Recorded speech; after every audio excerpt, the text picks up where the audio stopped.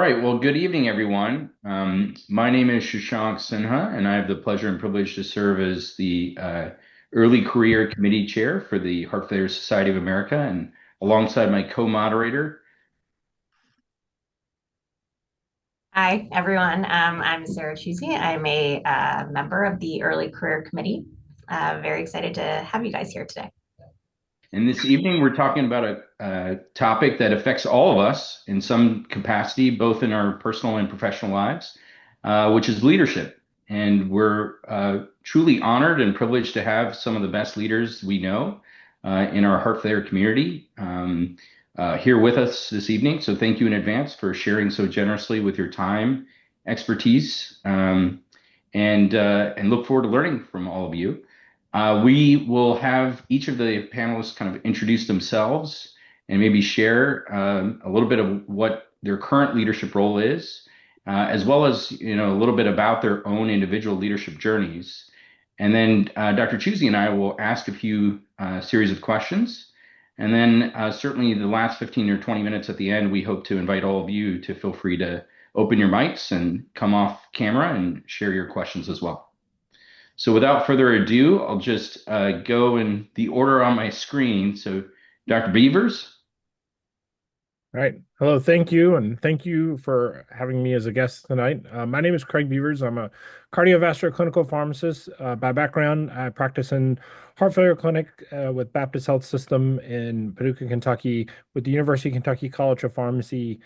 And I also serve as our executive sponsor or leader across the system for cardiovascular clinical program development, and excited to be here. So,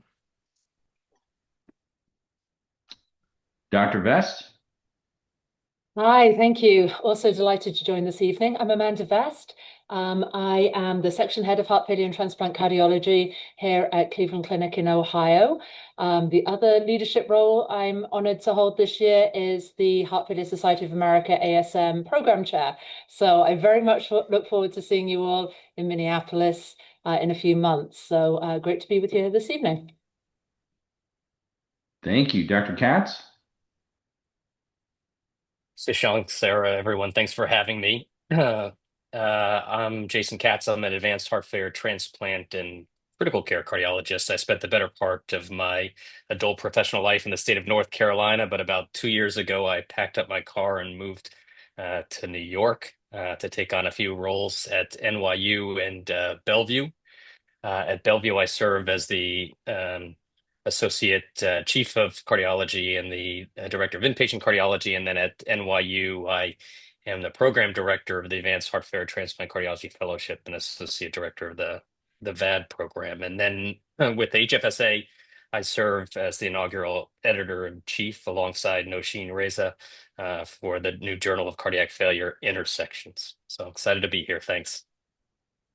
Thank you. Dr. Grady. Hi, again, thank you also for inviting me this evening. I am a professor of surgery and medicine at Northwestern University in Chicago, but I am a nurse by training. And my area of kind of expertise and research that I've worked in has been heart transplantation and mechanical circulatory support within Heart Failure Society of America. I chaired the Lifetime Achievement Award for about 5 years. So thank you again. Terrific. Dr. Breathett. Hi, everyone. My name is Dr. Khadijah Breathett. I'm a heart failure transplant cardiologist, physician scientist, tenured associate professor of medicine, and I'm the executive director of the Cranert Cardiovascular Research Center at Indiana University. I've also held multiple leadership roles across the different cardiovascular organizations. Currently for HFSA, I'm outgoing on the advocacy committee and chaired this fine early career committee back in the day. Great to have you back, Dr. Breathett. Dr. Reza. Thank you, Shashank and Sarah, and everyone's great to see you all, friends and mentors who've taught me a lot about leadership over the years. Nosheen Reza, heart failure cardiologist, genetic cardiologist, assistant professor of medicine at the University of Pennsylvania. I'm a early career NIH-funded physician scientist, and then relevant to today's talk, I think my Leadership roles locally include founding director of the Penn Women in Cardiology program. So I sort of group that into my advocacy realm. In terms of education and research, as Jason mentioned, I have the great privilege of serving as the deputy editor of the inaugural JCF Intersections Journal, and actually got to work with Amanda in the past as well as part of the HFSA Annual Scientific Meeting Program Committee, and happy to talk about any and all experiences. Thank you. And Dr. Lala? Yeah, hi. It's so nice to see so many smiling faces on this panel. I'm really delighted to be here. Thank you, Shashank and Sarah, for having me. My name is Anu Lala. I am a heart function cardiologist at the Mount Sinai Fuster Heart Hospital, and I also am in the Department of Population Health Science there. I've had the privilege of working with the Cardiothoracic Surgical Trials Network in a clinical trials capacity, overseeing their DEI committee. And I also am the program director for the Advanced Heart Failure Fellowship at Sinai and have the distinct honor of serving as one of the co-editors in chief for JCF. And it's so nice to see so many members of the JCF family on the call tonight. So very much looking forward to a lively discussion. And certainly last but not least, our co-moderator, Dr. Chuzi, if you could also introduce your leadership roles. Sure. And ask the first question. Yes. Nice to see everyone. Assistant professor of cardiology and advanced heart failure at Northwestern. I'm one of the associate program directors of the internal medicine residency. I direct a new integrated palliative care heart failure program here at Northwestern. And I'm lucky enough to be mentored by a lot of people on this call. And I also serve as an associate editor on JCF Intersections as well. So this is meant to be very informal. Obviously, feel free to have your cameras off, but feel free to come on. We have a few prepared questions for our panel. And as we said before, not everyone needs to answer every question, but if you are moved to answer a question, please feel free to do so. And also our participants, feel free to put questions in the chat. So our first question, as an early career person, I feel like I look at this esteemed panel and just assume that you all were born leaders. Like I feel like Nosheen came out of the womb with all of these committee and leadership roles. But I'm sure there were many experiences or sort of skills inside or outside of medicine that helped you most in becoming the leader that you are right now. So would love to hear about any, as I said, skills, experiences, leadership training that sort of helped you hone your skills and path.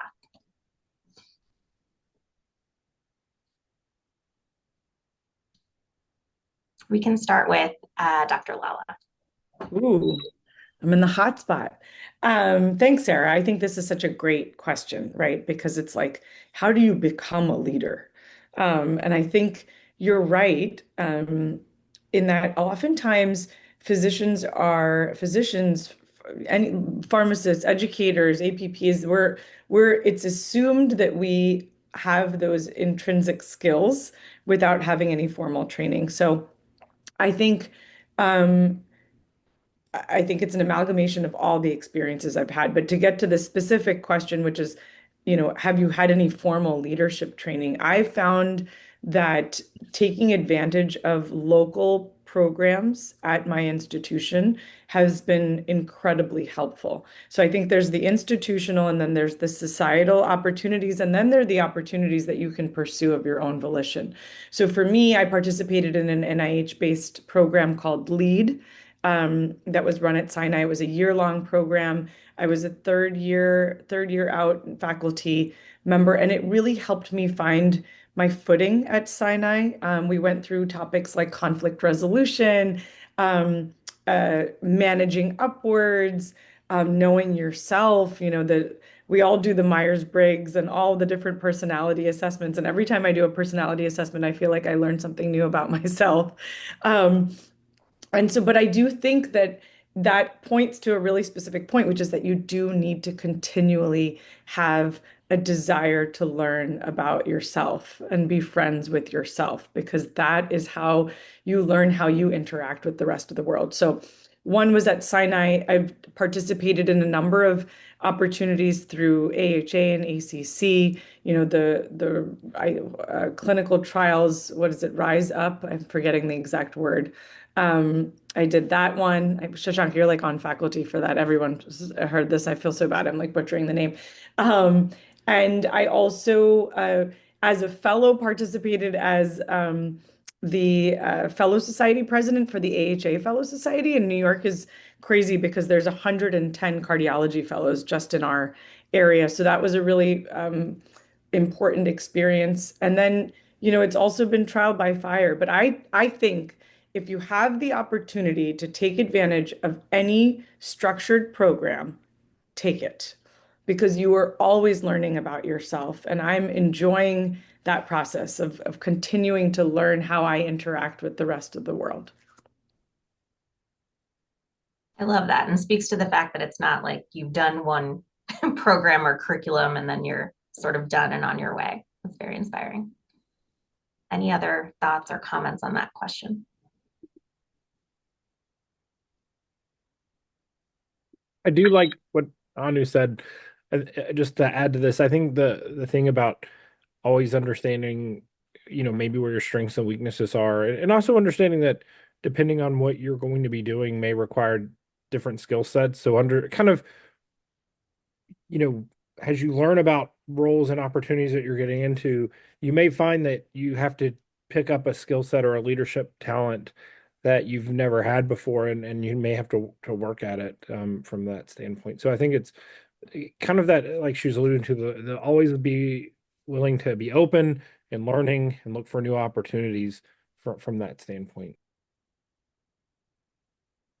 Yeah, I think that that makes a lot of sense. I think I'm going to pull back the curtain here and just suggest to the group that most of us, I'm certainly an example of someone that doesn't really entirely know what they're doing. This wasn't part of the game plan. Me being in New York, over the last 2 years, that wasn't part of the game plan. Me being a program director for a heart failure fellowship, that was not on my bingo card. There are a lot of things that sort of have become opportunities. I think what sets some leaders apart is sort of curiosity and the wherewithal to take advantage of some of these opportunities, even if they don't seem like they were something that you planned to do. I think I didn't take any specific leadership courses along the way. But I felt like my whole training, which was quite protracted, was one leadership course. I mean, I sort of aligned myself with people that I thought were amazing mentors in the clinical space, in the scholastic space, and other spaces as well. And I watched them and I listened to them. Even to this day, when I give bad news to a family, I still hear myself talking in the same tone and with some of the same words that some of the mentors that helped shape me over my life, my career life, would say to patients. And so, I think it's about being curious. For me, leadership is not about running anything per se. It's about building and building as part of a team. So I took advantage of leadership opportunities really because I wanted to work with a lot of smart people who were going to make me smarter and who I'd learn from it and be inspired by. So I think just the opportunity to take advantage of those things is something that I would look for.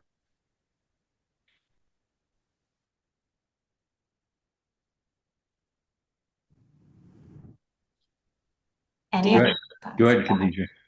Sure. I was going to add, I know you're probably at different levels that are here today. Some are trainees, some are potentially first year, second year in faculty, and you're still trying to figure out, and that's okay. I think though it helps if you at least start to think about a career development plan, which is really common in the sciences and with grants with figuring out what are the next steps. Because if you do that, you could at least start to figure out, well, what do I need, or what are the different skill sets or opportunities that I need to develop in order to get from here to there. And it forces you to kind of talk through what are the things that you like or you don't like. The opportunities will naturally come from that. And it's important to recognize too that your supervisors, your colleagues, they don't necessarily know what you love or what you care about unless you share it. And think about expressing that when you have your review meetings, when you're developing this career plan so that they can share with you other great skill sets that you might be able to develop or opportunities that you may have never even heard of or even known existed that may be perfect for you because it matches with what you care about and with what you want to do. So I think the main thing is to kind of start to figure out what is it that you care about and develop a career development plan and share that with your mentors, colleagues, and supervisors. Love that. This is great perspectives. I'm gonna ask a similar question, which is, I personally felt very lost when I first started on faculty, and I actually used my first paycheck and hired a career coach. And so just wondering if anyone else has had experience with, an executive or leadership or career coach, and what advice you might give to, people who are exiting training about that. Yeah, I could speak to that. I've had a number of coaches and trained as a coach myself along the way. And so perhaps I can just share a few ideas. So early on, when I was in Boston at Tufts Medical Center and had a leadership role with the transplant program there, I sought out a coach to help me navigate some of those challenges, as people have said, around having to do things that make you uncomfortable, having difficult conversations and so forth. Along the way, I even had a coach for presentation style. If you want to get good at something, you have to put in the deliberate practice, and having somebody who'll give you feedback and really home your abilities in an area is super valuable. I actually joined a group and did a number of courses with higher education people. So there's a woman called Dr. Katie Linder, who's a professor of, I think, women's literature, something like that. She does a wonderful program training coaches within higher education. And I actually found that really helpful because it was a little bit outside of our medicine blinkered pathway. And so that's been really, really fun for me. And now that I'm here at Cleveland Clinic, where there is a coaching and mentoring institute, yes, I have a coach here, which is a different flavor once again, because this is a coach who is senior within the Cleveland Clinic enterprise, and so is able to help me a little bit more to navigate the environment with which I work in. For those who aren't familiar, remember, a coach is very different to a mentor. So a mentor in medicine would ordinarily be somebody who is teaching you specific things, who you're sort of maybe working in a more of an apprenticeship model with, who's very content specific, and getting you into a certain area of interest. Where, as the idea with coaching goes, it's more about unlocking what's already within you, having a dialogue that allows you to navigate through and use what's already within your personality, within your skill set, to find a way forward. So if that appeals to you, do certainly look around as to what's available locally, either within or outside of medicine in terms of coaching, because it can be incredibly helpful. Others who had a coach are willing to share, and more importantly, how do you vet a coach and know whether they're a good fit for you? Is Amanda Vest available to coach? I know. I'm like, Amanda, do you have I'm a still working on my coaching hours to get fully credentialed, Hey. Jason. Maybe I could take you on. Yeah, if you need a guinea pig, I'm your man. I didn't understand this notion at all. So when I took this leadership course at Sinai, they introduced us to a coach, and this, I honestly, I was like, my first totally closed-minded impression was like, oh, what a gimmick, sort of. And he was like, I was just trying to understand. He was like, I charge like 500 to 1,000 an hour. I was like, what? Like, I would never pay that to talk to you.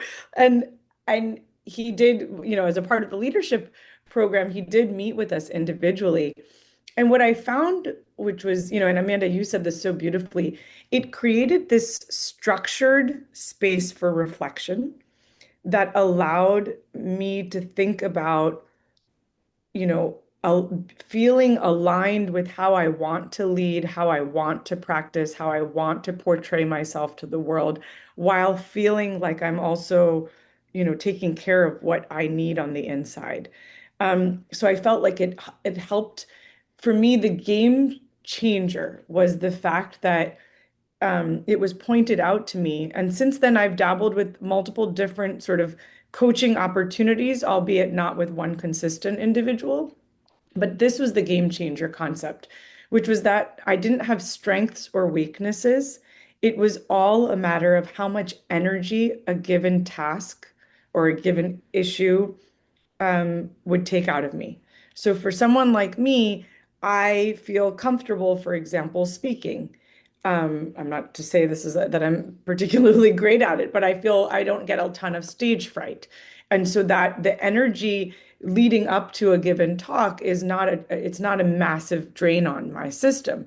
Whereas to go through a scientific statement and provide rigorous comments is something that I know I need to reserve a certain amount of time for, because that will require a total change in mindset for me. I need to get into a different zone, etc. And so it wasn't about strengths or weaknesses, because I used to then think, oh, my strength is speaking, my weaknesses is doing a review. And it wasn't the case. It was just a matter of how much energy and time I needed to allot to a given task. And that really helped, because when you think of things, and I know we've all heard about the energy pie as opposed to a time pie, that really helped me kind of shift my perception, A, not being so hard on myself and thinking of things as weaknesses, and B, trying to be better with time management, recognizing what would occupy more energy as opposed to time, and then how I would then make up for it in terms of nurturing myself, because something may not have necessarily filled my bucket because it wasn't something that was sort of naturally filling to me, if that makes any sense. And so I think it really helps you understand how you can maintain your bucket to be full enough to be able to deliver to the outside world based on your energy stores. And if I may just add there, how do you know that you have a good coach was just posed. And sure, you can do your background reading and see if somebody's offering some ideas that you think are attractive. But you know when you're speaking to them, because the whole of coaching is based around asking powerful questions.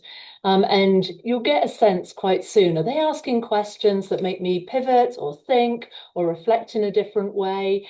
And you may go to coaching because you feel stuck, and a coach is really great for helping you be unstuck.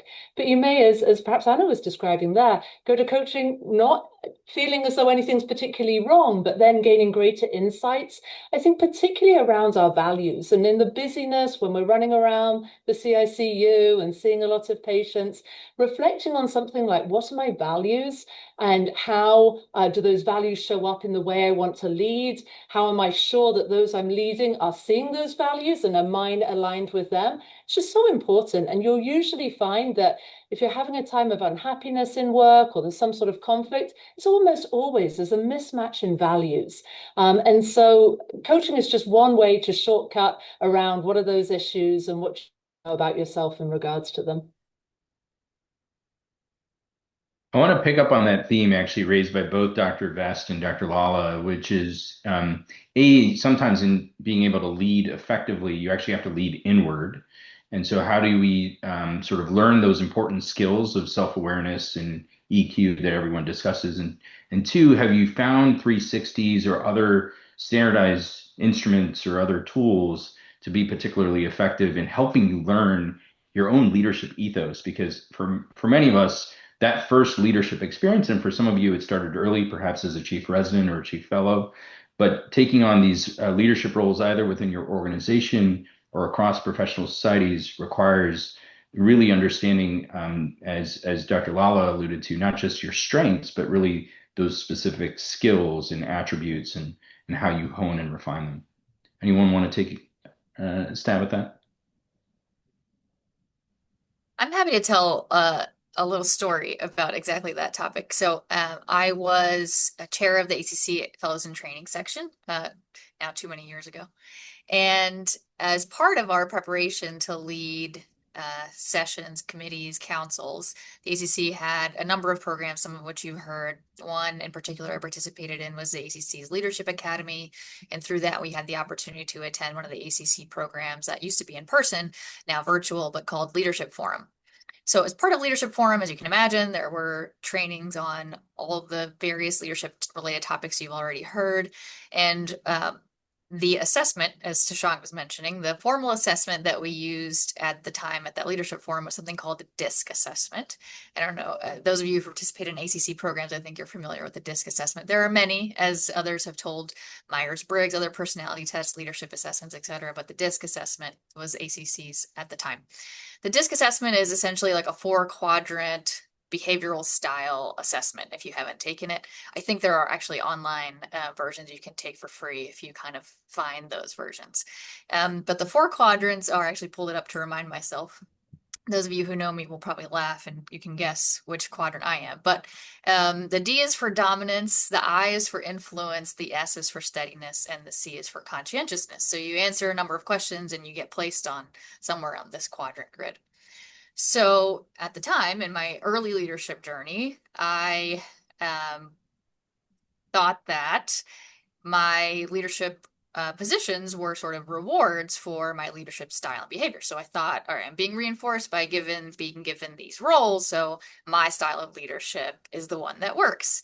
And I think maybe no surprise to many of you, I was a very high D, as we say. So very high dominant leadership style. So the dominant leadership style is active, questioning, direct, forceful, and outspoken. And I started my year as ACC Fit Chair, sort of leading meetings in this way. Very agenda-driven, time-driven, task-driven, leading with purpose, etc.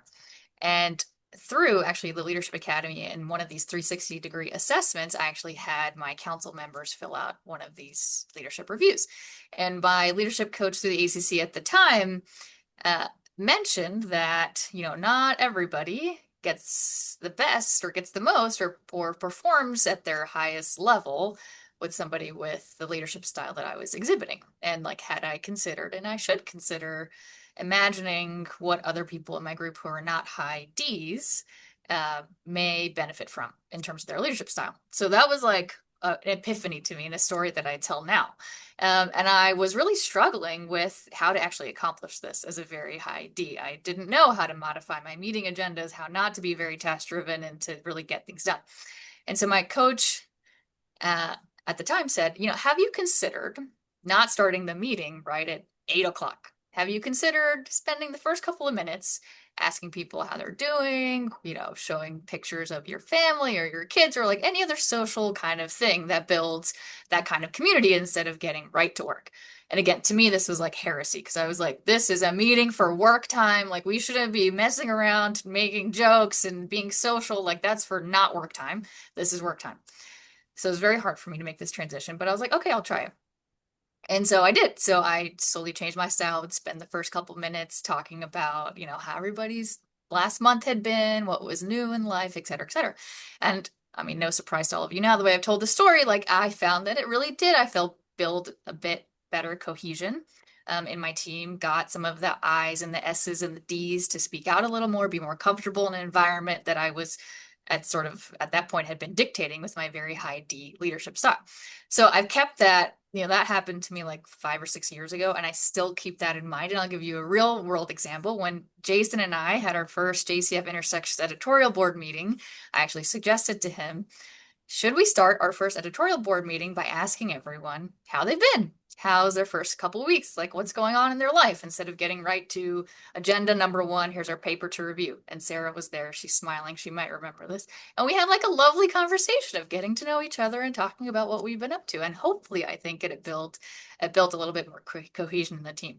So thanks for entertaining me with that long story. It really does still stick in my mind today. And I still drive it for every major and minor leadership interaction that I have. I remain mindful to think that, as silly as some of these DISC assessments and other personality skill sets may be, underneath it all, they actually may help provide insight with how you approach, at least for me, leading people with different leadership styles. I'm smiling because now I'm analyzing all of your behaviors in our meetings. I cannot and believe how... you were a high D. Can you believe that? I can't believe that. A high D?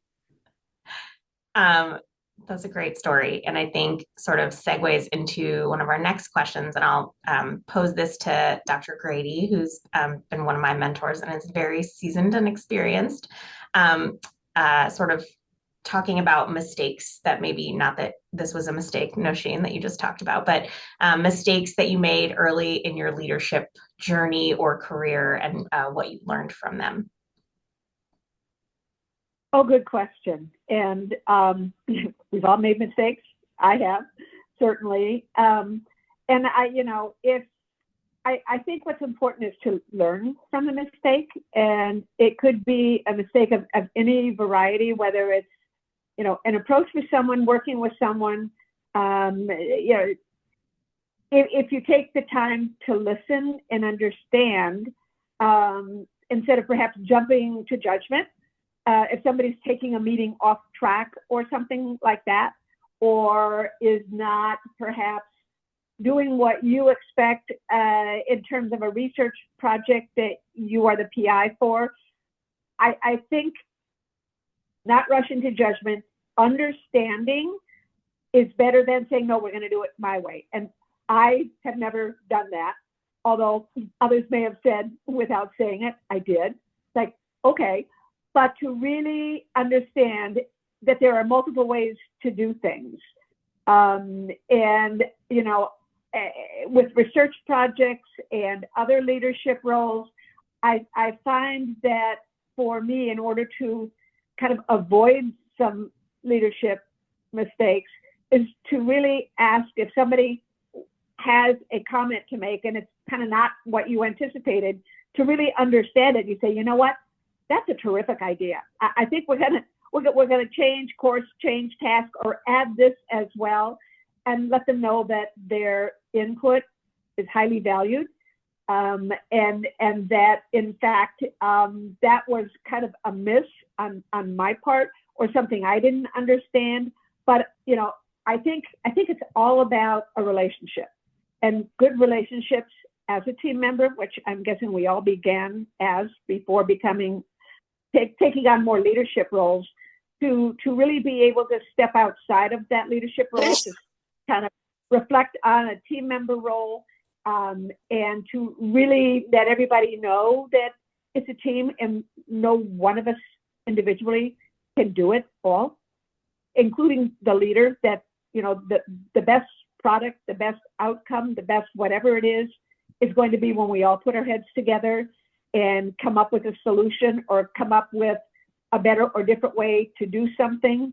I think kind of what I've learned a lot over the years is it's about all of us. It's the leader may be the one who's perhaps providing some initial direction, but somebody else on that team may really come up with something that really needs a lot of time, a lot of exploration, and is a terrific idea, and you let it go. It's sort of like the old adage that I'm sure we've all heard: a good leader surrounds themselves with smart people. And there's a lot of smart people out there. And some of them are perhaps kind of quiet, or they don't feel like it's their role to speak up. And in order for me not to make an assumption or mistakes, I really try hard to engage everybody, motivate everybody, because as I was growing up as a team member, I found that to be incredibly helpful for me. I had some incredible mentors who really encouraged and motivated me, and I used that approach so that we're all working the problem, the challenge, the timeline, the due date, the whatever it is, together to make it happen. So, I learn from my mistakes, and in doing so, I think it kind of helps me not to make other mistakes, but we all do. And I'm not beyond saying, you know what, I'm really sorry. Let's talk about that a little bit further, or whatever. But I think it's important to be able to admit that there is a mistake, and to learn from the mistake, and just bring everybody together and make it happen. And I love the notion of all the small talk at the beginning of a meeting too. It just sort of, and I've done that without even thinking about it forever. And it just breaks the ice and kind of brings everybody together, and you feel more related. I don't like the notion of levels and leveling. That's not where I live.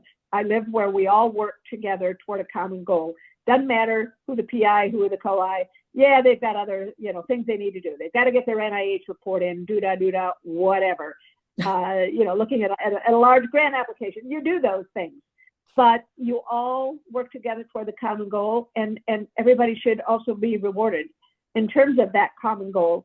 Publications and if you're asked to provide a review for them and they're doing a bang up job, a terrific job, providing good input and helping them with their career goals. I mean, my research administrator for several years, I served on her dissertation committee, and now she's my second year postdoc fellow, and I love it. And we work together.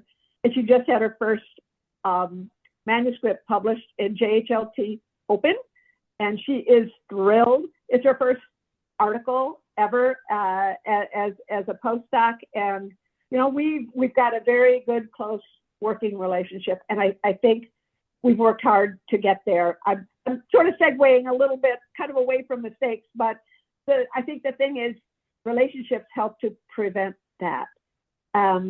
So I'll stop and see if anybody else wants to say anything.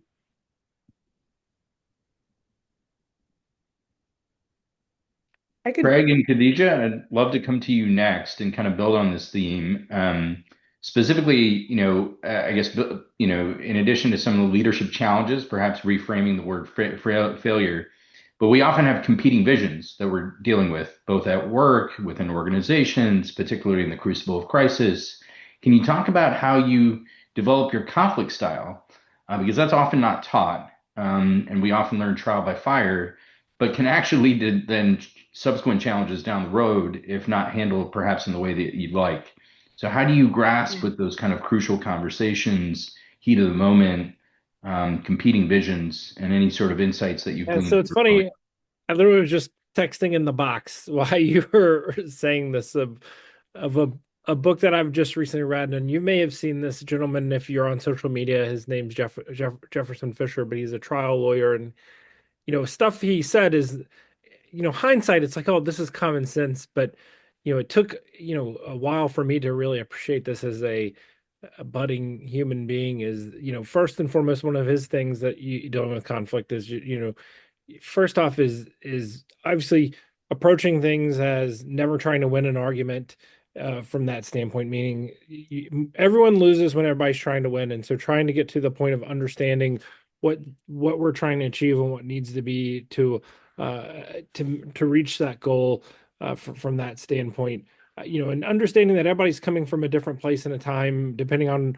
when the scenario is coming in, and just trying to gain and listen and gather as much of that information as possible from that standpoint. And then the other thing that I've had to learn really hard, and communication is hard. I think it's the number one thing that everyone always struggles with. I try to continue to grow and consistently be with, but really learning to be direct and clear. I think sometimes we think we're doing a good job by easing emotions or being a little, passive or covering up, but that actually ends up being worse. And the best thing, and they talk about this in this book, is it does everybody or serves everybody better to be very clear and direct about what I'm going to say. And there's ways to do it in an appropriate fashion, but it's more problematic to kind of sideswipe it or cover it up or try to put the sugar coat onto the conversation.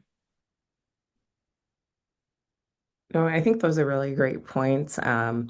This ties in a lot to the research that I do and some may be aware of in terms of how do we improve communication and how do we recognize that the differences in opinions are actually good.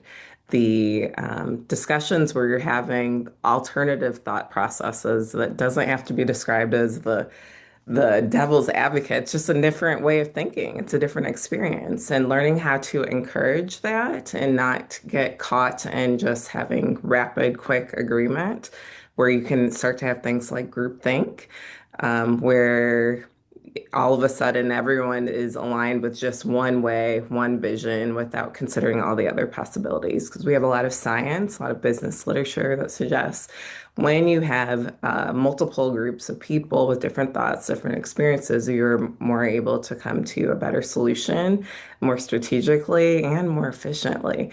And so learning how to recognize that it's okay that this person has completely different opinion from me, or for that person, and that I value that, and that they feel that they're safe enough to actually communicate those things and those thought processes are what it takes, I think, to address these difficult situations.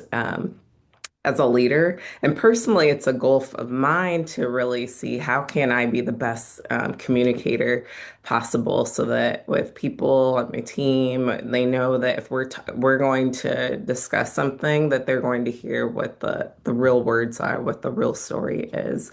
And then it will be done in a way that's respectful, and done in a way where they know that I still care about them, and I care about their growth, and they care about my growth, because it's done in like a familial relationship. A really great book to consider is one called Difficult Conversations, which talks about this notion of when you're having these difficult conversations, it's important to try to raise the thermometer.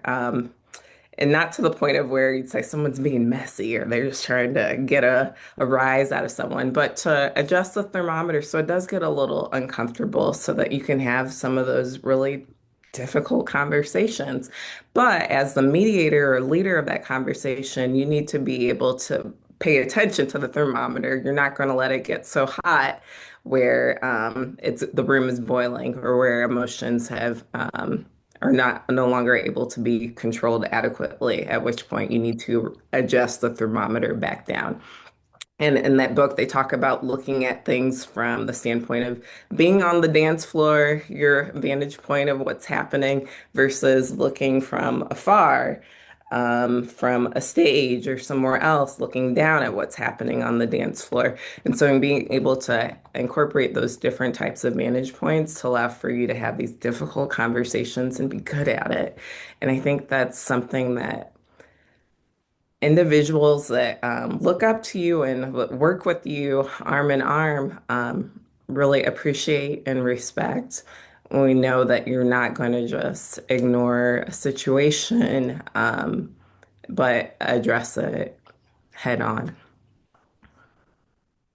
DJ, if I could just, I love what you just said, because I think that that is so critical. And it's one of the fundamental, my brother is a coach and um, led the Harvard Coaching Institute for a while as well. So I want to be his client, Amanda's client, everyone, so I can be a better version of myself. But I think allowing for space and that vantage point where you can try to have some sort of objectivity and recognize that there's never a right and a wrong in a situation, or not never, but most times there's not, there's two different perceptions, right?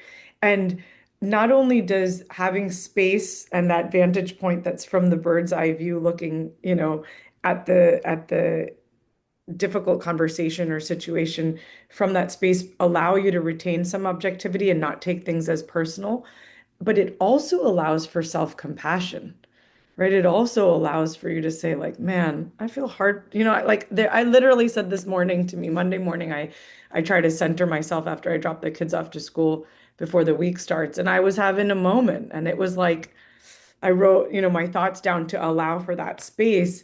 And it was like, this is a hard situation that you're in. Like, I feel for you, almost kind of like befriending yourself.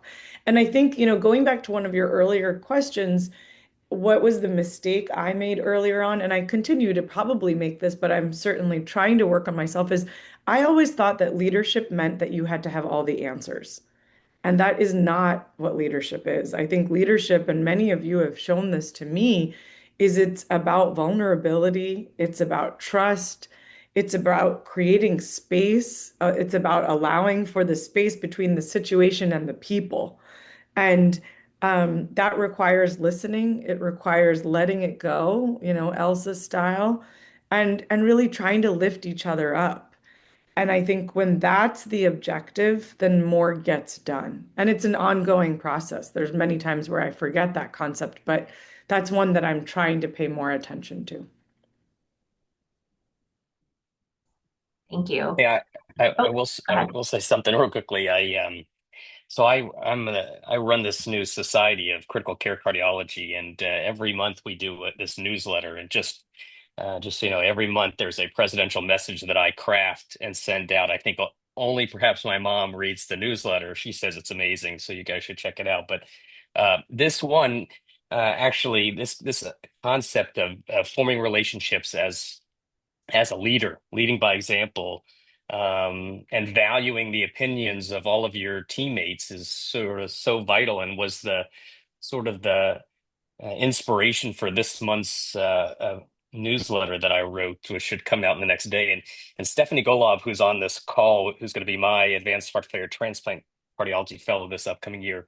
Little does she know, she actually inspired this newsletter. She's incredible. If you don't know Stephanie, get to know her, because she's going to be running the world of advanced heart failure transplant cardiology. But it was this idea of like that the business world uses of sort of like best idea wins, right? I mean, you set up this environment where you value everyone's opinions, and you know your opinion's not going to necessarily be right, but it's a welcoming space for doing that. And you know that the best idea may come from you, me, very rarely me, but it can become from the most senior person or the most junior person. And if you establish an environment where ideas can be vetted, where discourse can be cordial, then people are more likely to speak up. And I think this sort of best idea wins concept is great, no matter what field you're in. And I think that happens for me on critical care rounds. That happens, I hope, on our Journal of Cardiac Failure intersections calls,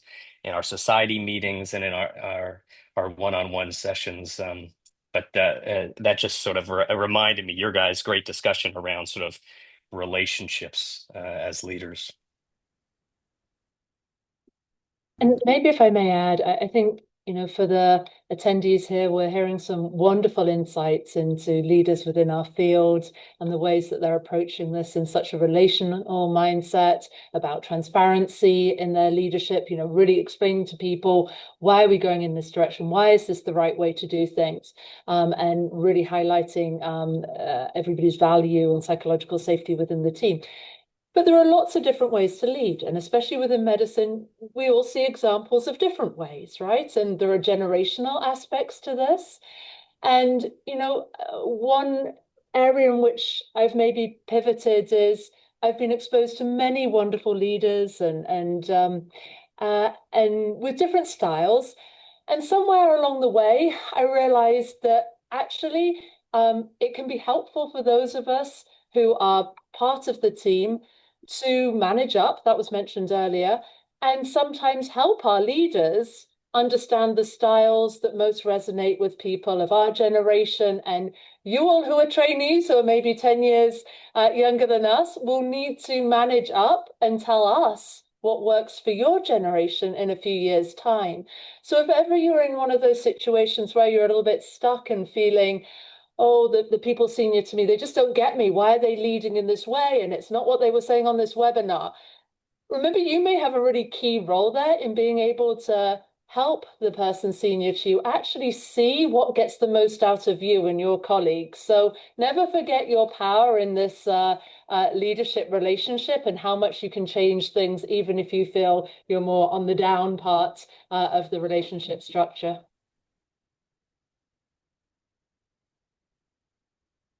This has been a great conversation, so much wisdom, so many pearls. Really appreciative of all of you for coming. I want to open it up to attendees if anyone has questions. If not, we can ask another one before 7, but I want to make sure people get the chance.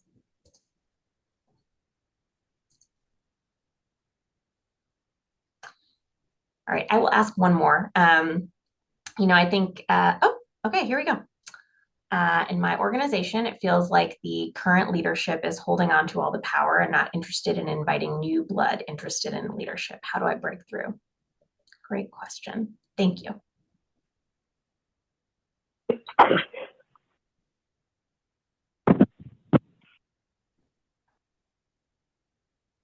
I'll say, I think, I don't know who you are or where you're at.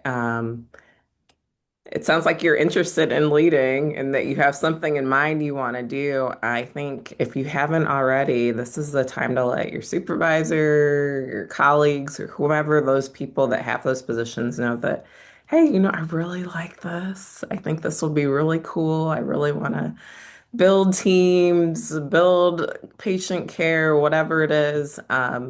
and let them know, because you might be surprised that they didn't even know that was on your radar, and may say, hey, actually you can do this or be the director of this, director of that, because people are getting, it's not uncommon, I think, for people to get director roles, even just straight out of training and fellowship. And sometimes with some of those roles, it's not like they can give you a name or a title and you can let it grow and build it as you see fit, rather than having monetary things related to that. So please don't give up.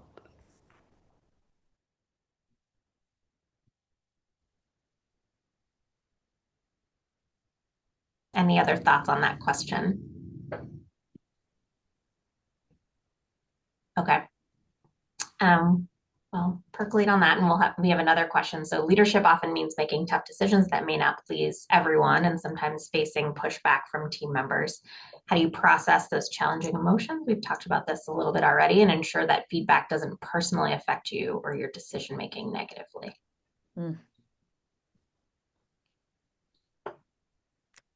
This is so hard. This is so, like, we've touched on this a little bit. It's so great. And by the way, the previous question, kudos to you for saying it feels like, because you're allowing for space between you and the situation for another possibility. I think there's no right answer or perfect solution to having difficult conversations when you have to provide constructive feedback. And sometimes you will face personal retribution. Sometimes it won't be received as well. But I think stating your intention is one thing that I find helpful. My intention here is not to judge. It is not to punish or chastise or warn, but rather share what my interpretation of the current situation is. And that, I think, has to happen after you've asked that individual what their assessment of the given situation is, so you know where to meet them.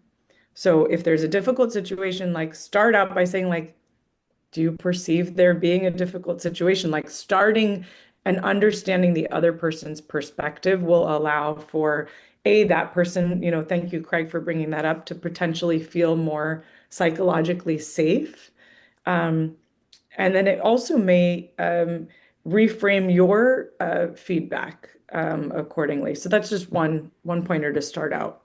No, I would agree and follow upon that. I mean, I think that the hard part is that's absolutely the right thing to do, but it does require some effort and work. And it helps you gain as much information as possible and try to get to some form of objectivity as possible with the conversation. But I think just doing that, listening and providing, awareness of everyone's situation, it already eases some of that emotion and tension downward. And so when you eventually do have to get to the point that a decision has to be made, or if you're going to be the one that makes the decision, it helps bring some of that into focus. And then I think going back to communication, and I know not at all times you can immediately say, or there may be situations you can't give all the information or disclose everything, but trying to be as transparent as possible is also very, very important, because sometimes people may not completely understand where a decision's coming through. So if there's a way to give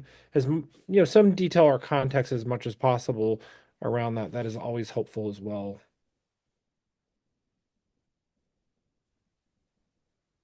Been such a wonderful discussion. I know we're reaching our closing minutes, so I want to give every panelist an opportunity to kind of share their final pearls of wisdom.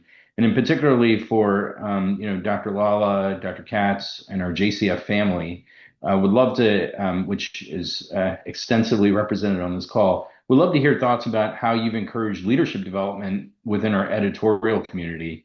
Dr. Lala, you've really inspired with Words Matter, Constructively Disruptive, mentorship programs, and so forth. But for many of the trainees and early career faculty on the call, it may be helpful to hear how GCF is really helping to kind of walk the walk on leadership. Thanks, Shashank, or I should say Dr. Sinha. Listen, I want to credit Rob Mentz for a lot of this, and the culture that has, we've been fortunate to be a part of as JCF grows as a family. I would just say one thing, because I'd want to hear from others, is there is a lot of focus on the collective mission rather than specific individuals. Even though it may not seem like that from the outside, um, that's a genuine intention from the inside, is that it's about a team, it's about relationships, it's about wanting to do something bigger than any one individual, which is like lift a community up and reinfuse enthusiasm in our incredible field. And I think because that's always been the goal and that's what's been top of mind, that has united us. And so, yeah, we have a number, and because lifting others up is the best thing you can do as a leader. And so if we can create programs around lifting others up in different capacities, that has always been the priority. And so far, by God's grace, it's served us well, and hopefully it'll continue to serve us well. Jason, what would you add? Well, those are really great. I think most of you that know me know that my favorite job, the top job, the one that I take most seriously, have not always been good at, but have tried to get better, is being a dad. So I'm the dad of three college age students.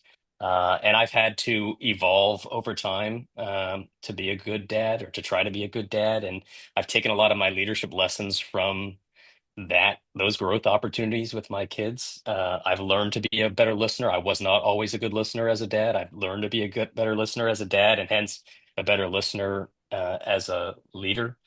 I've learned that it's not always my way or the highway, and that they may have some really good ideas, and I've tried to apply that to my practice and with the journal, with other areas, and then I've tried to be a safe space.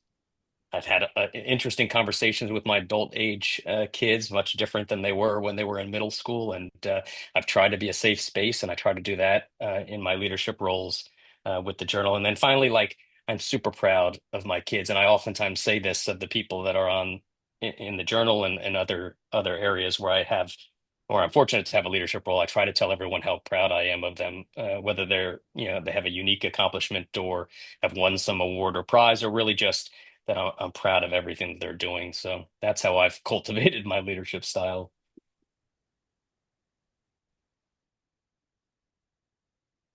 Others, we'd love your final parting words and pearls of wisdom. This has been immensely valuable.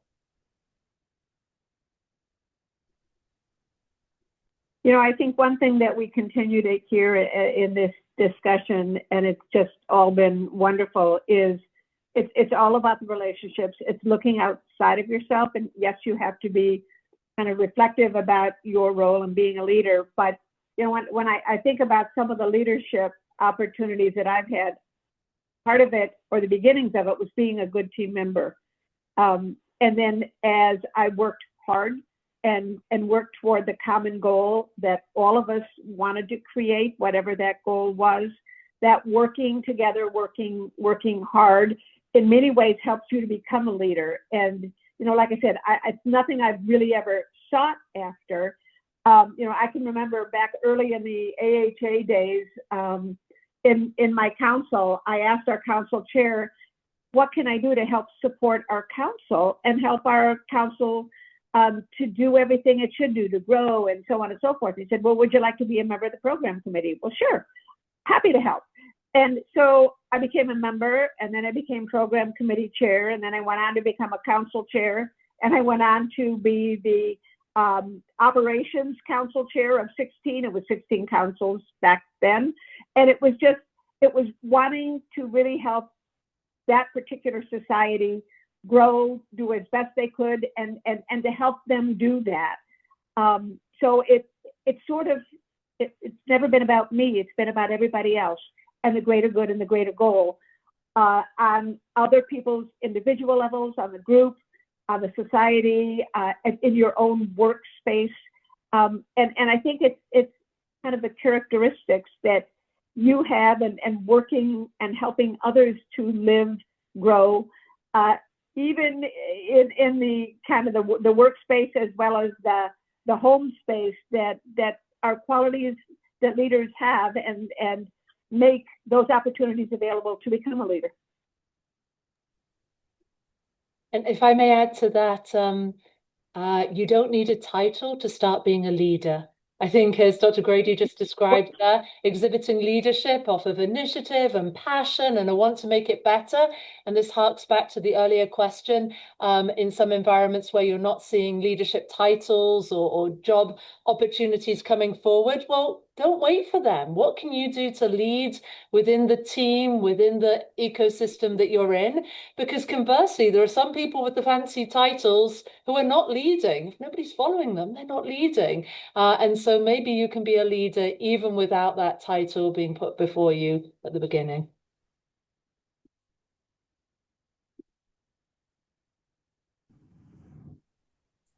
I love that. Any closing thoughts from anyone else? Not that we need them, because this has been wonderful. Well, thank you guys. I want to respect everyone's time. This has been such a wonderful conversation, and I think really highlights that, you know, we have so many accomplished people in heart failure, but they're also just very real people, very vulnerable. And it's been great even for me getting to sort of know you all. So thank you to everyone who attended. Thank you so much to our panelists. We really appreciate your time. Thanks very much to all of you for hanging out, and note that this is part of a series of conversations your early career committee is hosting.